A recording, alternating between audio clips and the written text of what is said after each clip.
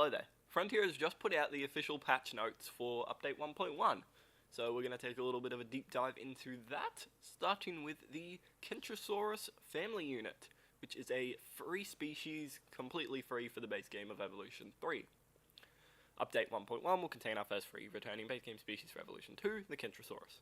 Expand to become a complete family unit. You know, the armored plates, etc. talks about that there. And again, it says here, the remaining base game Jurassic World Evolution 2 species are currently ongoing development work as we reintroduce these classic dinosaurs in Jurassic World Evolution 3 as complete family units with dimorphism and juveniles. We're excited to announce that we will be introducing one base game species as complete family units from Jurassic World Evolution 2 every month starting from January 2026. We won't charge you for these species. It's incredible. I'm so thankful that they've decided to do that. But Kentrosaurus is right here, so let's take a little bit of a look at this. I don't know if I can tell the difference between... Actually, I think I can. I think what we have on the right side of the screen, the big one on the right, or more towards the middle, is the male, and the one in the far left near the water with the other juvenile is the female. The pattern looks different on both of them if you're looking at the legs and that, and sort of along the base of the plates up there, looks a bit different. And the juvenile is so adorable. This is so adorable. When this update officially comes out next week, I will obviously be going in-game and showing you all the skins for Kentrosaurus in the game, the sexual dimorphism, and the juveniles. So, update 1.1. Since launch, we've been excited to see how Park Manager have been using the new tools and features to bring their Jurassic World vision to life. Our team has been hard at work to bring new updates, bug fixes, and stability improvements to the game, and 1.1 is no different. Ahead of 1.1 going live, we wanted to share with you some of the changes coming in the patch. Changes coming in 1.1. Introduced a new family unit to the game, the Kentrosaurus. Adjusted navigation rules so that dinosaurs can travel beneath and around scenery items more freely. That's huge because I've had my own problems with dinosaurs not being able to walk around stuff. Should be super easy.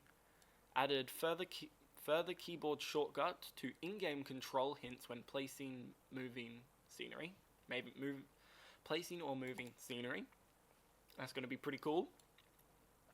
Improvements to LODs on PC only.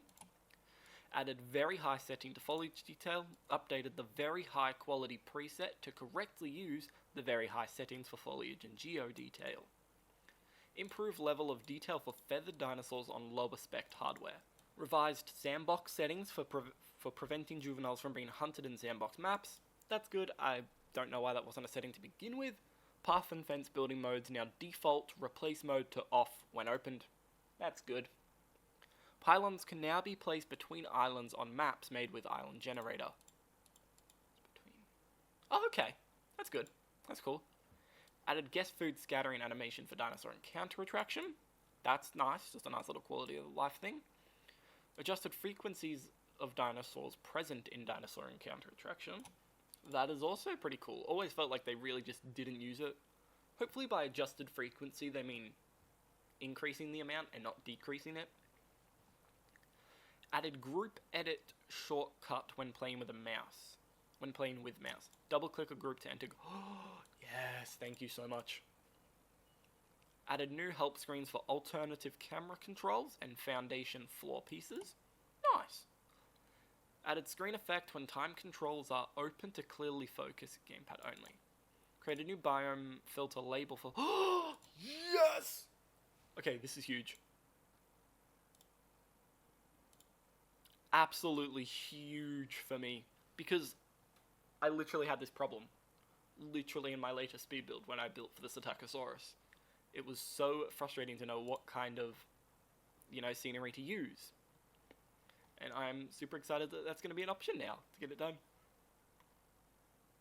properly. That is update 1.1, broken down. I will be showing the Kentrosaurus off live when it comes out officially next week. Next week we'll be releasing update 1.1 for Jurassic World Evolution 3, which contains our first new content alongside several key improvements. That's pretty cool. This was not on the Steam patch notes, so I did miss this until I went on the internet and started looking at other people's videos. This is from the website and the complexity meter changes. In addition to the other changes and improvements coming in 1.1, the team have been closely monitoring and listening to player feedback around the complexity meter. The complexity meter is used on console to ensure that the game runs smoothly and provides a stable experience for all players. The tool does this in a variety of ways. As Jurassic World Evolution 3 allows you limitless ways to build your park, no two parks are the same, and the complexity meter calculates according to each unique design that is created. In Update 1.1, we're implementing some changes to how the complexity meter works, and we will continue to monitor as players delve further into Jurassic World Evolution 3. Complexity meter updates in 1.1. Memory optimization to improve complexity meter limits on sandbox and challenge parks. Save game optimizations to increase complexity meter limits on campaign levels. Performance optimizations to improve complexity meter on limits on dinosaur intensive parks. Console only. Added an override performance limits option to the gameplay settings menu. This opt-in setting frees up space in the complexity meter where performance limits can be overridden by allowing frame rates to drop. The impact of this override will vary from park to park.